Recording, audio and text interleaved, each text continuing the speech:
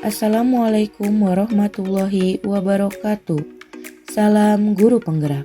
Semoga kita bisa tergerak, lekas bergerak, dan siap menggerakkan. Perkenalkan, nama saya Aprilianti Mukti SPD, calon guru penggerak Angkatan 11 dari Kabupaten Sumedang di SDN Selaawi Rancakalong. Dan pengajar praktik saya yaitu Ibu Teti Sartika SPD, serta fasilitator saya yaitu Dr. Tata MPD.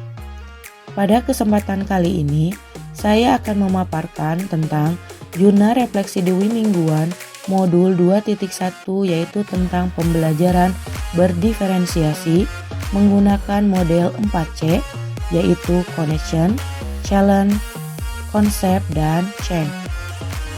Apa itu model refleksi 4C?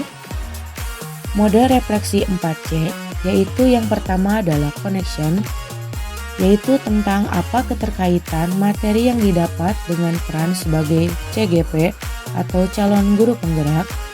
Yang kedua adalah challenge, adakah materi atau ide dari narasumber yang berbeda dengan praktik yang dijalankan selama ini. Yang ketiga adalah konsep, menceritakan konsep utama dan penting yang dipelajari untuk terus dibawa selama menjadi CGP atau bahkan setelah menjadi guru penggerak. Yang kemudian adalah yang keempat, change, yaitu apa perubahan yang ingin dilakukan setelah mendapatkan materi ini. Baiklah, yang pertama adalah connection.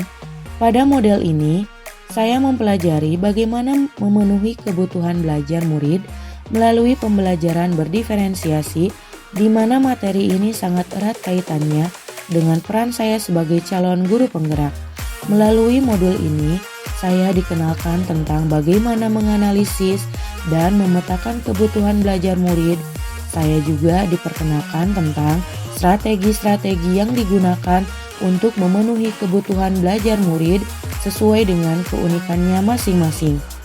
Hal ini sangat membantu saya sebagai calon guru penggerak, di mana salah satu peran guru penggerak adalah pemimpin pembelajaran yang senantiasa mengarahkan ekosistem pembelajaran yang berpusat kepada murid. Di samping itu, dalam implementasi pembelajaran berdiferensiasi di kelas saya dapat mengembangkan nilai-nilai guru penggerak yang saya miliki, yakni mandiri, reflektif, kolaboratif, inovatif, serta berpihak pada murid. Kemudian challenge.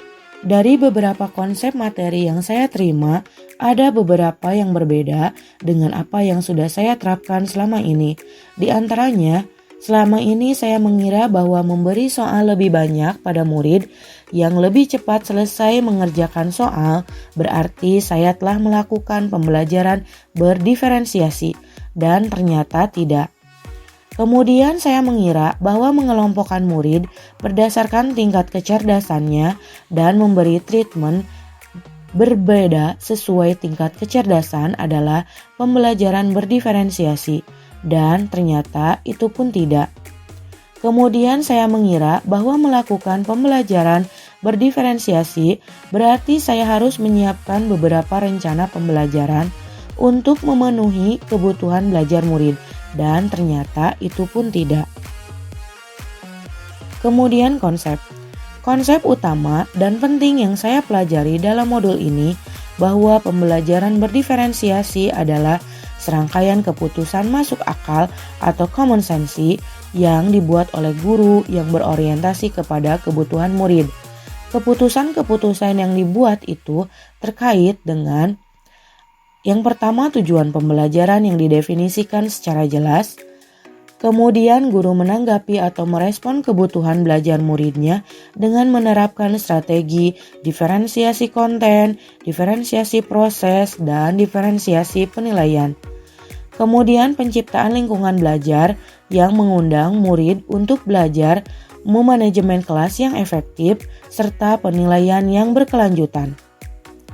Kemudian change. Setelah mempelajari modul ini, saya merefleksikan diri saya yang ternyata saya belum sepenuhnya memahami apa itu pembelajaran berdiferensiasi. Sehingga belum bisa mengakomodir berbagai kebutuhan belajar peserta didik saya. Untuk kedepannya, perubahan pembelajaran yang akan saya lakukan adalah melakukan asesmen diagnostik untuk mengetahui, menganalisis, dan memetakan kebutuhan belajar murid. Kemudian saya akan melaksanakan pembelajaran berdiferensiasi menggunakan strategi diferensiasi konten, proses, dan penilaian sehingga mampu mengakomodir berbagai kebutuhan belajar peserta didik. Kemudian menciptakan lingkungan belajar yang aman dan nyaman. Kemudian melakukan manajemen kelas yang efektif serta melaksanakan penilaian yang berkelanjutan.